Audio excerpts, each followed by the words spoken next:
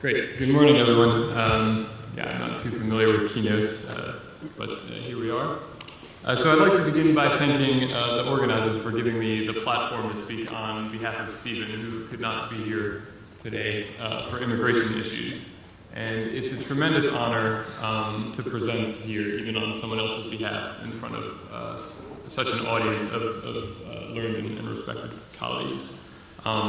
With the particular task of convincing and persuading you of the awesomeness of pulsar timing arrays. I need to emphasize that although I consulted with Stephen about this talk, virtually the entire presentation is of his design. And indeed, I've seen Stephen give very many talks, and they're always quite good. So now it's my task to do justice not only to our field, but to his handicraft of giving excellent talks. And despite our various institutions, Stephen is leaving Caltech to join the faculty at Vanderbilt, where I'm a postdoc coming from Sloan University in Budapest, Hungary. We are both part of the Pulsar timing array collaboration called the North American Nanohertz Observatory for Gravitational Waves, or NanoGrav, which itself is part of the International Pulsar Timing Array, the IPTA, both of which I'll touch upon later. But first, Steve would also like to send his own note of gratitude both to the organizers and to the audience, and to which I say also thank you, Steve. The next most important thing for you to know is that there are back-to-back PTA-dedicated sessions on Friday. And here we're listing all the talks that will be present there. I highly encourage you to join those talks. They'll be very interesting. And PTAs are also well represented in the outreach sections yesterday and on Monday, as well as the satellite meeting on Saturday. This is the wrong way. So the overview for the talk. So the overview for the talk is the following. First, we'll situate ourselves in the gravitational wave landscape, and then I'll tell you a bit about pulsars, my area of specialty, and how we construct a gravitational wave detector from millisecond pulsars. Then we'll talk at length about the astrophysical source class that we're most sensitive to, which are supermassive black hole binaries, and some multi-messenger signatures, and then I'll wrap up by talking a bit about some tests of gravity and more far-reaching and more speculative sources.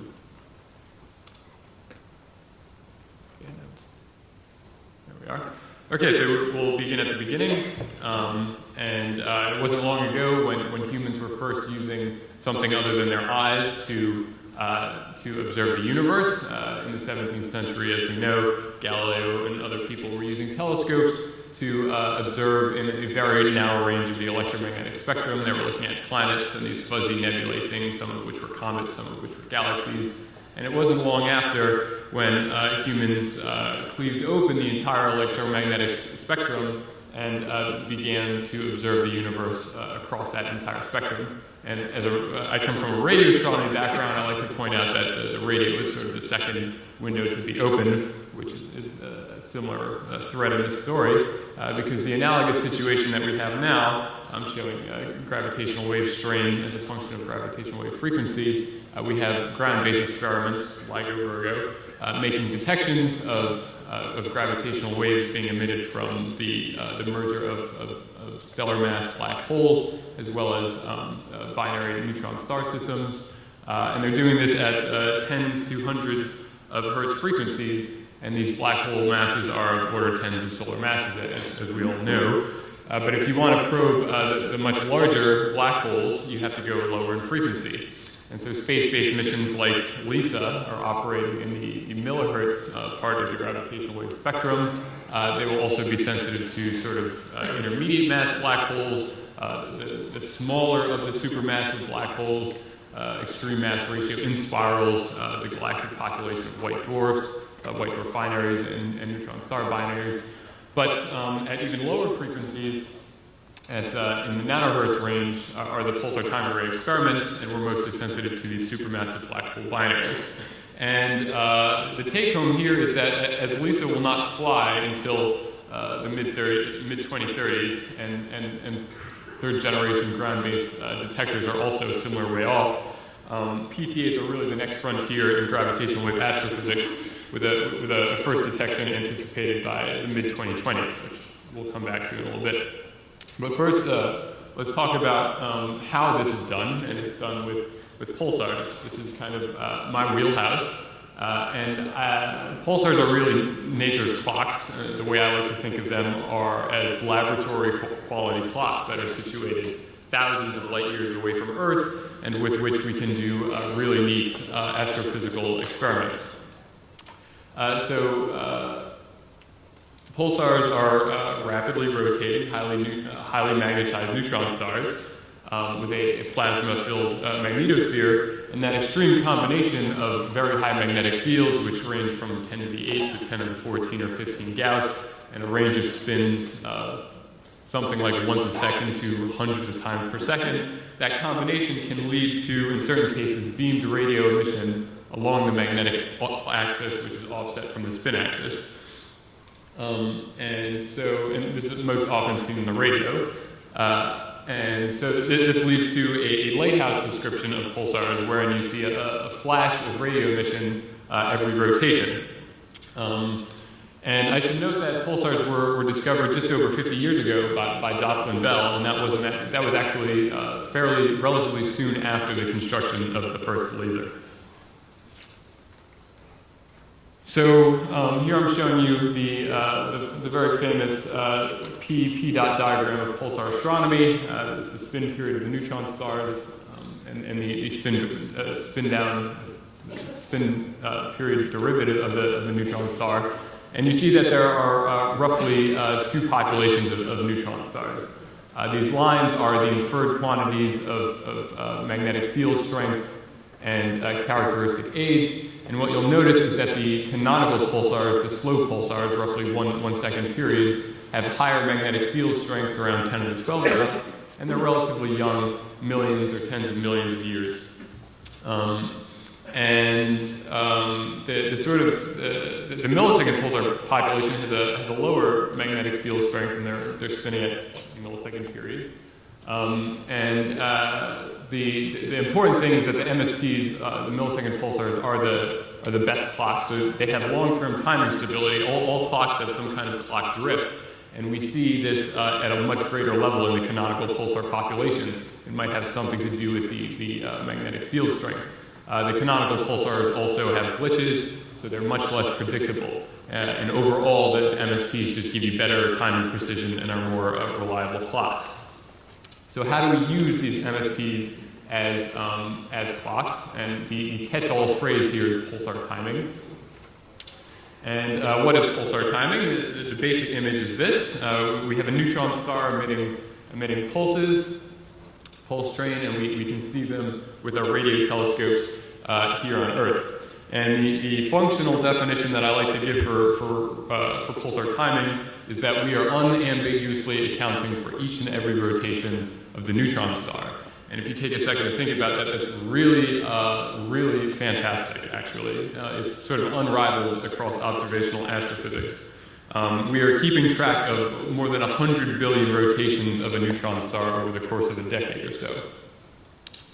And in keeping track of those rotations, we have to build a sophisticated timing model which parameterizes the spin period of the neutron star, how it's spinning down, its position on the sky, how it's moving on the sky, how far away it is, any intervening interstellar medium that is causing delays as a function of radio frequency. If that neutron star is in a binary, we have to parameterize its orbits. If there are post-Keplerian effects, there could be secular drift in its parameters, and so on. And underlying all of that are gravitational waves. And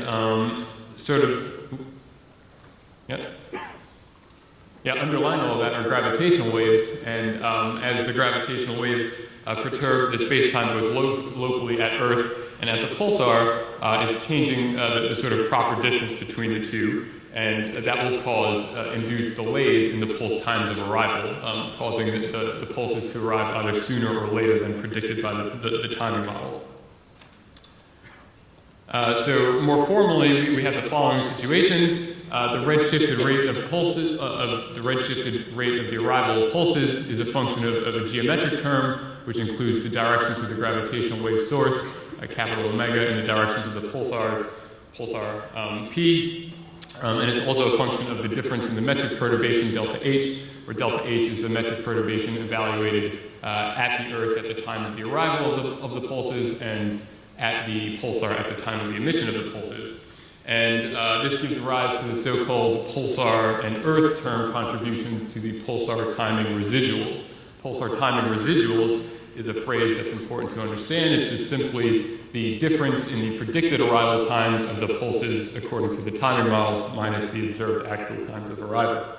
And in pulsar time array experiments, the RMS values for those residuals are typically of order anywhere from tens of nanoseconds to a microsecond or so. So this movie is not running. Wow, I don't know what's happening. Sorry. So there's a movie. There it is. Okay. So yeah, this movie comes from CSIRO in Australia. You can forgive the poetic license taken with the undulating space-time, I hope. But the induced residuals roughly go as the strain amplitude divided by the gravitational wave frequency. The amplitudes are expected to be of order 10 to the minus 15. That would be great. And of course, we're observing we're sensitive to nanohertz frequencies. So all in all, we're looking at timing perturbations of order tens of nanoseconds, 100 nanoseconds or so. So how does a detection actually proceed? I'm going to use an analogy at first, but I encourage if you're an arachnophobe, I would caution you to look away now. So Steve wanted me to use this analogy, which I think is taken from NanoRev's outreach group, and it's that a spider in the middle of its web is able to infer the presence of a distant prey by sensing the correlated vibrations coming into its legs from the threads of the web. And similarly, we have the Earth at the center here and the various lines of sight to the pulsars. And even though a single pulsar might have timing irregularities that look like a gravitational wave, the gravitational waves pass over the Milky Way and the PTA detector from distant sources and induce a common batch of perturbations that introduces a correlated signature. And this is why we need an array of millisecond pulsars. We're looking for correlated deviations in their clock-like behavior.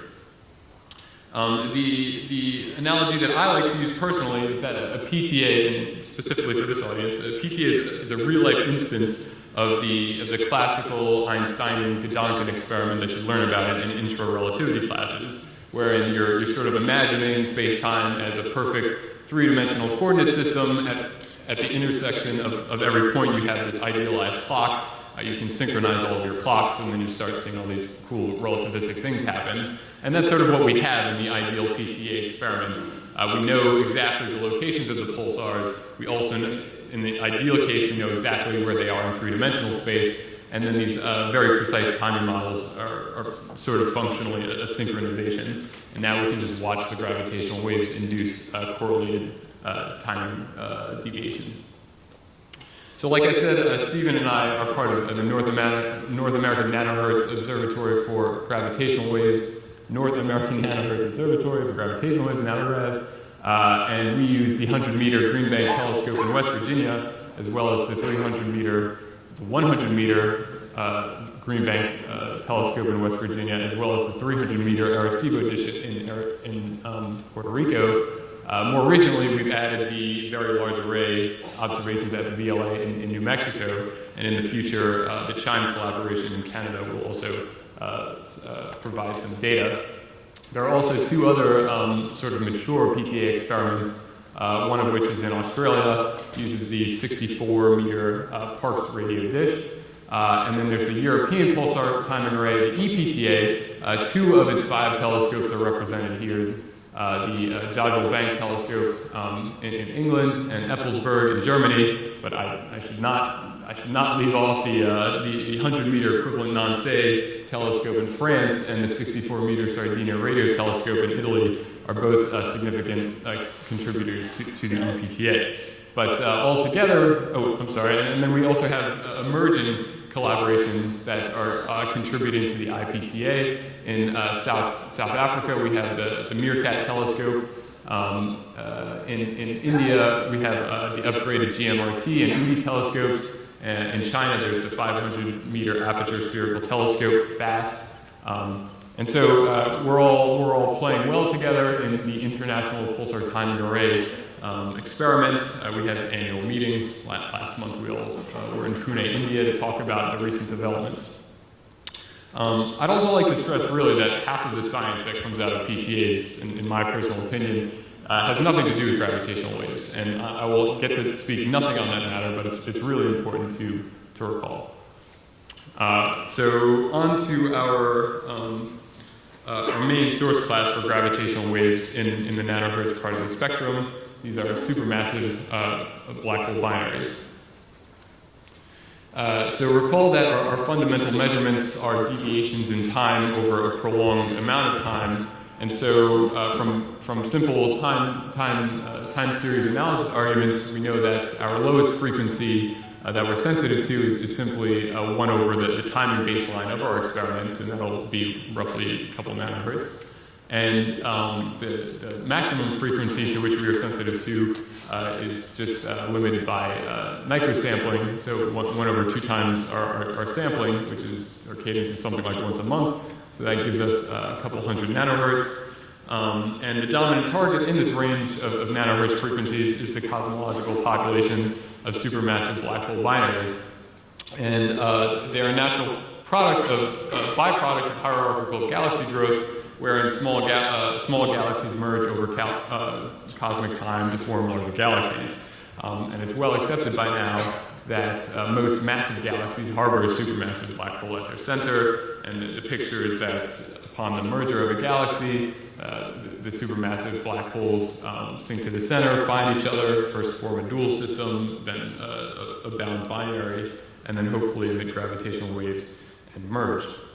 In a little more detail, showing the timescale of various processes as a function of their separation. The first process will be dynamical friction, which can operate on roughly a giga-year timescale, but actually less than that. And it brings the binary on kiloparsec scales down to the innermost parsecs. If the binary stalls there, you might say that for that particular binary, the final parsec problem, dare I say it, was not solved. But otherwise, there are additional processes that further harden the binary and bring it into the gravitational wave emitting regime. And at this point, I really want to highlight this paper down here. It's a review paper that came out recently, led by Sarah Burks-Valor and Stephen Taylor, and several others actually. But it's a fantastic and very readable review of the current state of nanohertz astrophysics using PTAs. It covers everything in this talk and more. So anyway, there are these various processes to bring the binary into the gravitational wave regime. And on parsec scales or subparsec scales, you can have stellar scattering from very specialized stars with low angular momentum, functionally radial orbits, and they rob the binary of angular momentum. And it's thought that triaxiality in these messy mergers can help replenish this very special population of stars. And at even smaller scales, at roughly centiparsec scales, you can form a circumbinary gas disk due to gas being funneled to the center of the merger, and the interaction of the binary black hole and the circumbinary gas disk can also harden the binary. And then finally, at the milliparsec scale, we'll have gravitational wave radiation dominating the evolution of the binary. It will merge on tens of mega-year time scales, maybe 100. And after the merger, you could also have a gravitational recoil, in which case the formed supermassive black hole can be ejected. So I'm showing the gravitational wave produced in that story can take on several forms. So here I'm showing, as a function of characteristic strain and gravitational wave frequency, some of those gravitational wave signals. And so each one of these red dots is an individual supermassive black hole binary, and the unresolved ensemble of all such binaries across the universe form a stochastic background, which can be described by a simple power law at the lowest frequencies with an index of minus 2/3. And the stochastic background produces a long-term time-correlated signal in our pulsar timing residuals that looks something like that. But at higher frequencies, the spectrum becomes much more jagged, and that's due to the fact it's basically shot noise. There are fewer binaries up at these frequencies because the gravitational wave evolution occurs very fast, and the resonance time is very low. So we expect the spectrum to be much more jagged there and falling off steeply at the highest frequencies. But an individual binary that might pop above the background would look mostly like a sinusoidal signal in our residuals, assuming low eccentricity. And finally, although we're not sensitive to the actually oscillatory part of the merger, Lisa would see that, we are sensitive to the overall offset that's anticipated from the gravitational memory effect, or a burst with memory. And this would manifest itself as a ramp function in our pulsar timing residuals. So let's now talk about the general analysis technique used for looking for our signals.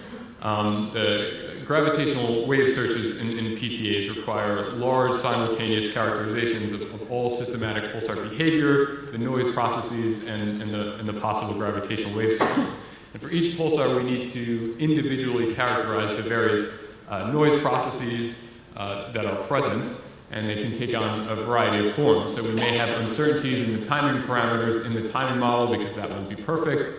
There's radiometer noise in our data, and when we do our cross correlation using a match template to get our times of arrivals, we don't do that perfectly either, so there are uncertainties there.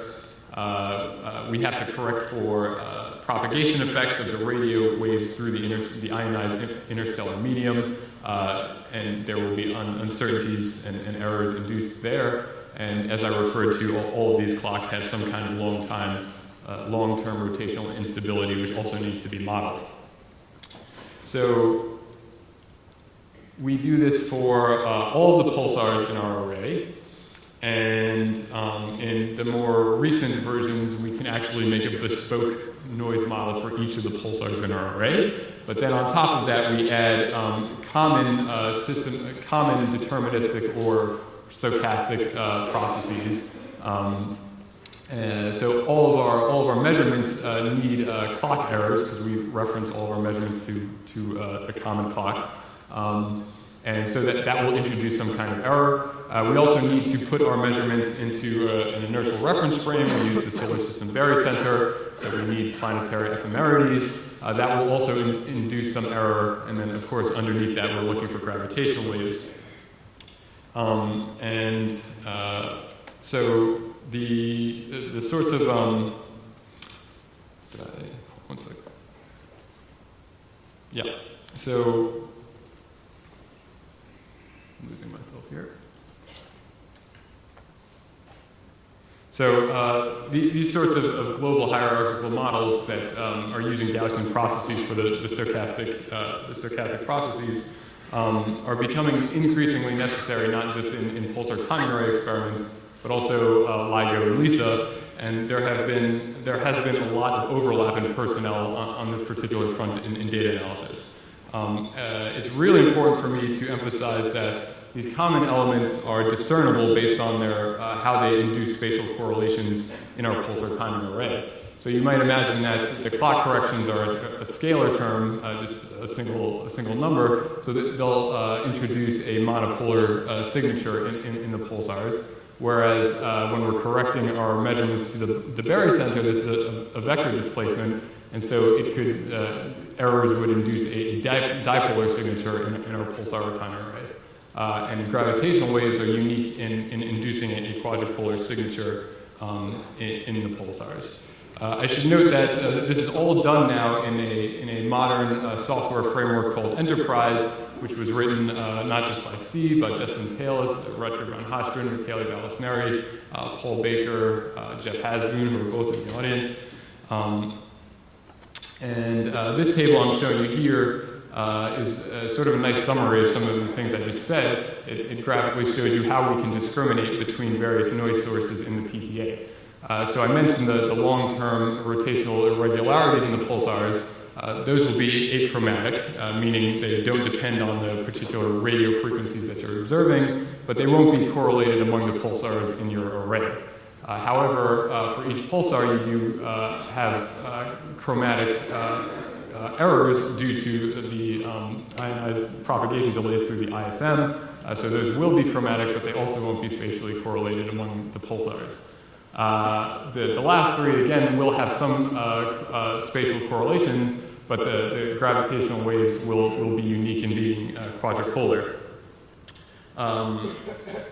So when talking about specifically the stochastic background of gravitational waves in a PTA, the particular signal that we're looking for is called the Hellings-Downs correlation. So here I'm showing you the amplitude of the correlation in the deviation from perfect clock-like behavior in our pulsars as a function of their angular separation on the sky. And what you can see here is that we need a lot of pulsars. So in order to sample this curve nicely, we need very many pulsars, very many pulsar pairs. And that's really the take-home here, is that in order to do this experiment properly, to make a detection and to properly disentangle gravitational waves from the other systematics, we need very many pulsars. But let's talk a little bit more about one of these systematics, about which we've learned quite a bit in the last several years. So in correcting for timing delays that might be in the pulsar binary orbit, or timing delays having to do with the interstellar medium, or the local ones in the solar system, in doing that, we are effectively putting the telescope pulsar system into a quasi-inertial reference frame. The geometric light travel time between our telescopes and the Barry Center is approximately 8 light minutes, and that's called the Romer delay, but the exact correction to the solar system Barry Center depends on the instantaneous positions of the solar system bodies and their masses. As it turns out, we need to know the location of the solar system Barry Center to better than 100 meters. 10 meters would be really great. It's much smaller than this room. But the joke that we tend to make in the field is that because nobody's sending a mission to the solar system Barry Center, we're not going to get a precise measurement of this quantity from our space agencies. So the correct thing to do here is to model it, because without this knowledge, the errors in the solar system planetary ephemeris can masquerade as a stochastic background, as can be seen. This is going in the wrong direction. As can be seen here. So in Nanograd's analysis of its 11-year data set, we were characterizing the stochastic background as a power law with the expected minus 2/3 amplitude, and using different JPL ephemerides, which are the different color lines here, the posteriors of the gravitational wave amplitude were different. So the upper limits were quite the same. That's basically the fact that these are all the same. But the base factors, which are proportional to 1 over the lowest amplitude here, were varying by a factor of 10. This is highly unsatisfactory. So we needed a way to model the uncertainties in the systematics across all of these. And Steve and Michele Valencieri and others came up with BayesFM, which is a Bayesian solar system ephemeride that effectively bridges the systematics across all of these, so it doesn't matter which one you're using. And in that way, we determine an upper limit on this background of about 1.5 times 10 to the minus 15. In its current version, BayesFM is basically modeling uncertainties in the masses of the gas giants, as well as the orbital elements of Jupiter and a frame rotation. The bottom line here is that if you see a PTA gravitational wave analysis that does not address this issue,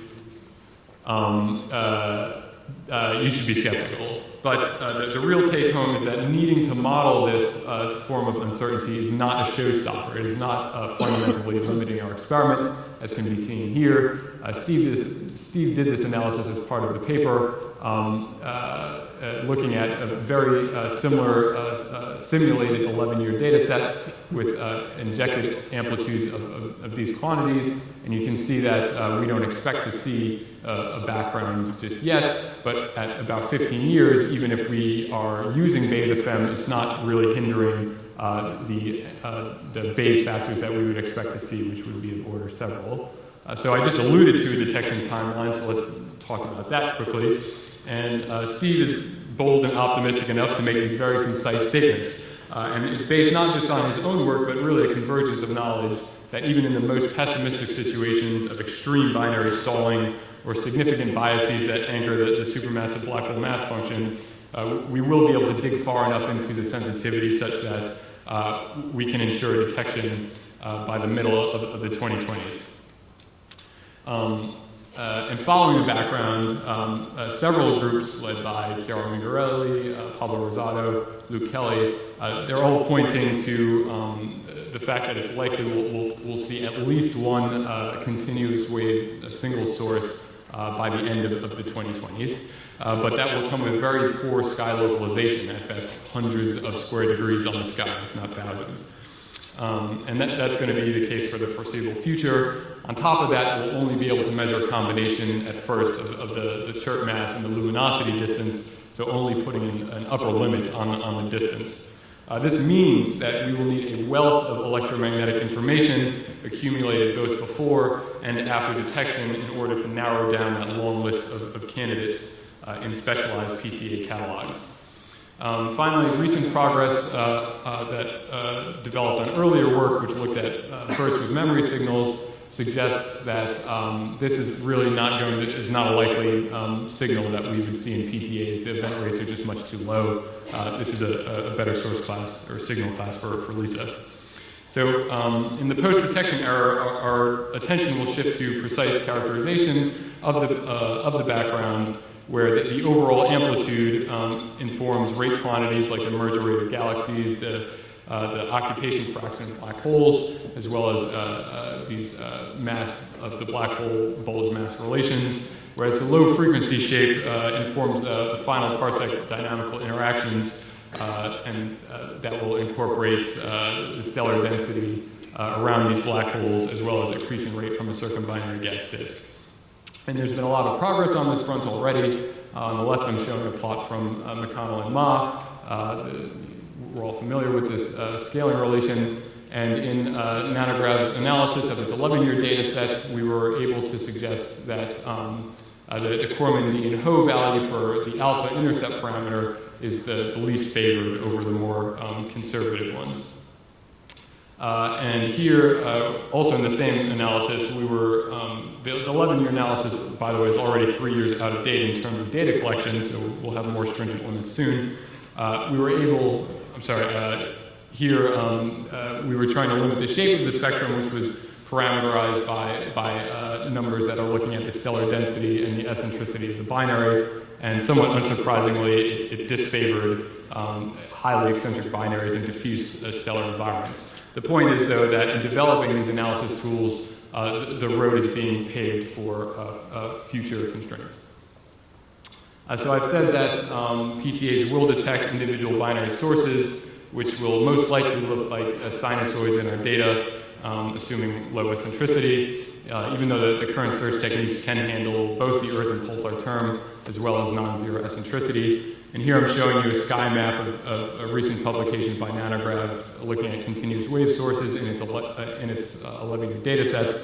And we were able to say that there are basically no binaries in the PTA band at 10 to the 9 solar masses, closer than roughly 120 megaparsecs.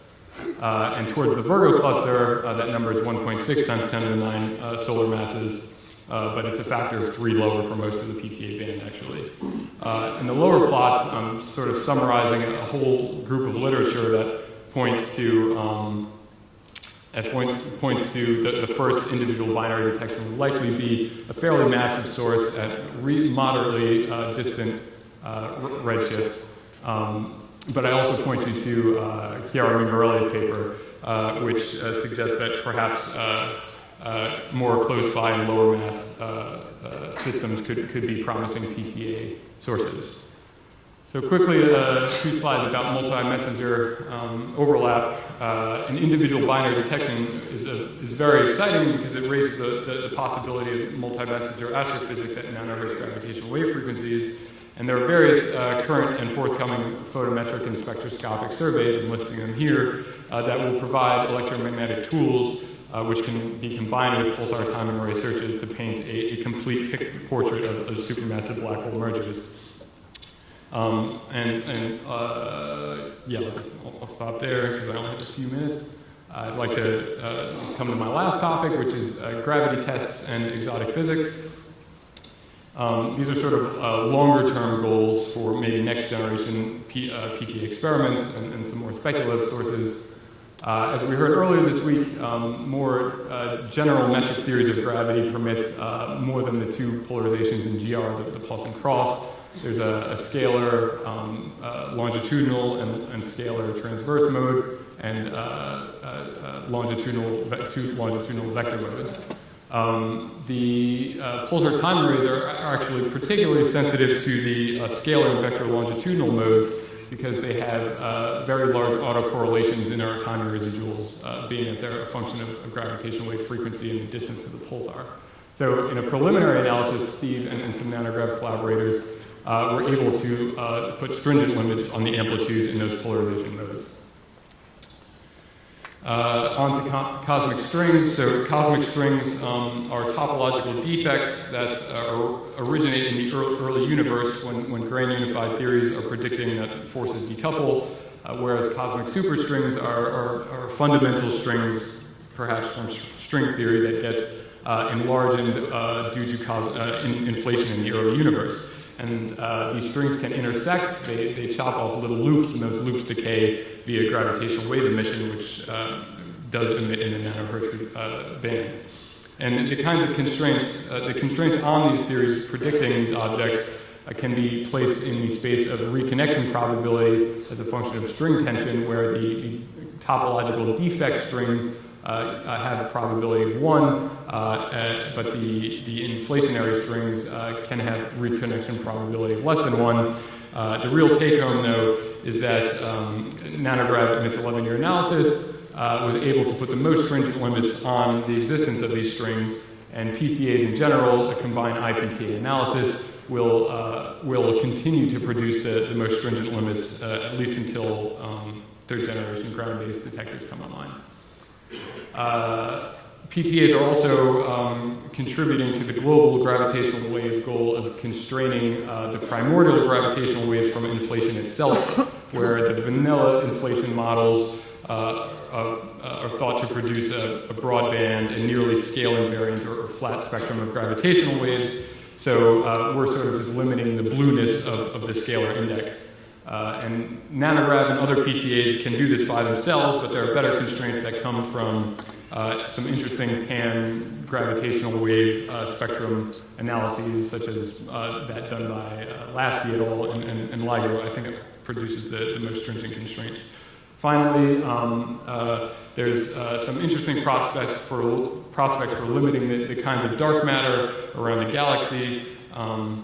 The first one is fuzzy dark matter, which is an ultralight scalar field description of dark matter. It has a de Broglie wavelength that's several tens of parsecs, so it's not really a localizable particle, hence it's fuzzy.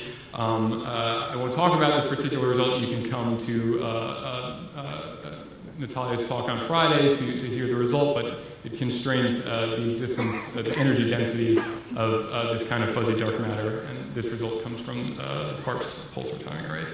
Other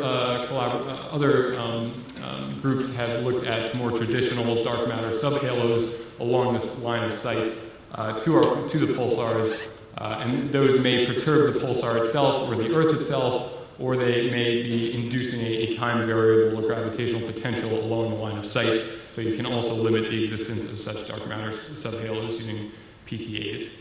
So to summarize, pulsar time arrays will detect nanohertz gravitational waves in the very near future. They're sensitive to the biggest black holes in the universe, and can inform some more interesting physics. That big leap of our first detection should occur in the next several years, or as Andre Guez put it, or alluded to yesterday, right around the time of tenure for some of us. But after that first detection, PT astrophysics will play a very important role in multi-messenger astrophysics that will inform the hierarchical black hole and galaxy formation across the universe. So with that, I just say thank you, and please come to our talks on Friday.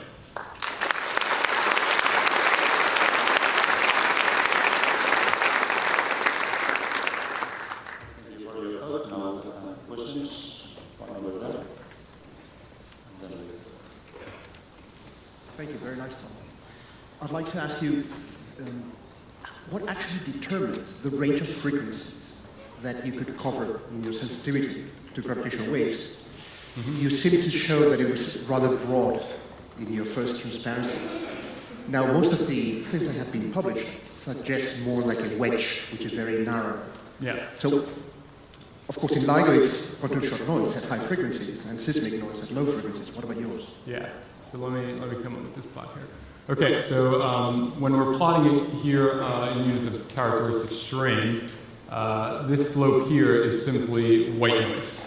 So the fact that our pulsar time residuals mostly look white gives you this slope here. The fact that there's an uptick here is mostly due to the fact that we have to fit for the long-term spin down in our pulsars. So it's a quadratic term that you're fitting out, so you lose all the low-frequency power.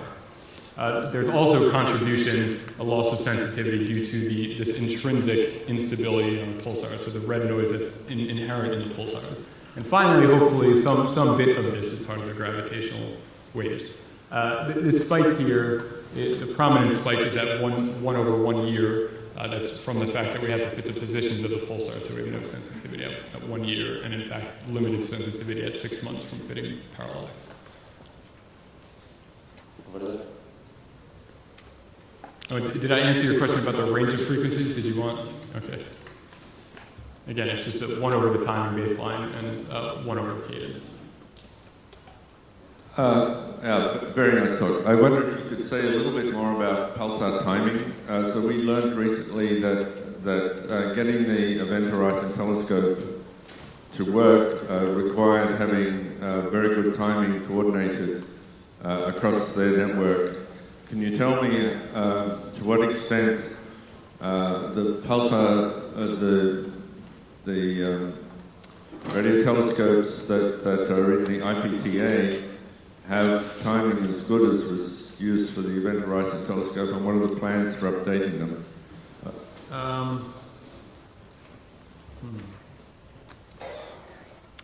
I don't think I can comment too intelligibly because I'm not familiar with you said the Einstein telescope. The Event Horizon Telescope. I'm sorry, the EHT. So I'm not familiar with its timing needs.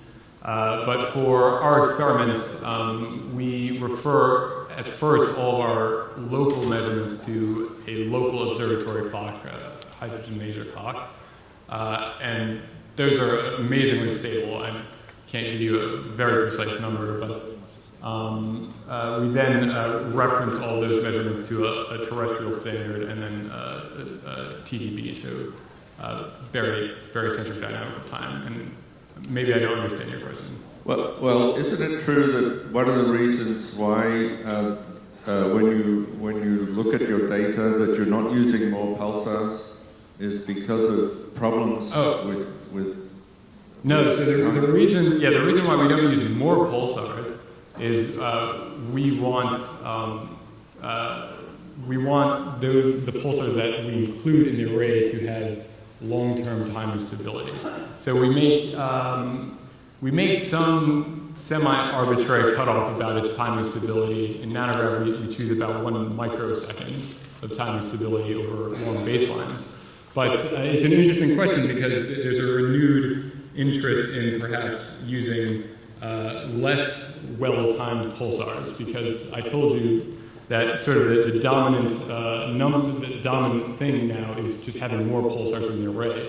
So having a few, maybe dozens of very well-timed pulsars might be enough, and then you can add hundreds, I'm just throwing out a number, of less quality pulsars. But the ideal PTA experiment is really like 100 pulsars, or 100 to 200 pulsars that are timed at roughly 100 nanoseconds or so. Well, in your talk you showed the effects of the ephemerides, and if you translate that into sort of timing error, you're talking about errors in the tens of nanoseconds range. But most, my understanding is that most clocks used for pulsar timing don't have 10 nanosecond accuracy. Well, again, in the signal model, I showed that we do need to model all these things, and they are of all comparable scales. So the fact we can disentangle them due to the fact that they have different spatial signatures in their correlations in the pulsar time array, and I'm going in the wrong direction again. But yeah, the point there is that those seemingly limiting factors are all, you can model all the uncertainties, and they're discernible based on their spatial signatures in the array. More questions?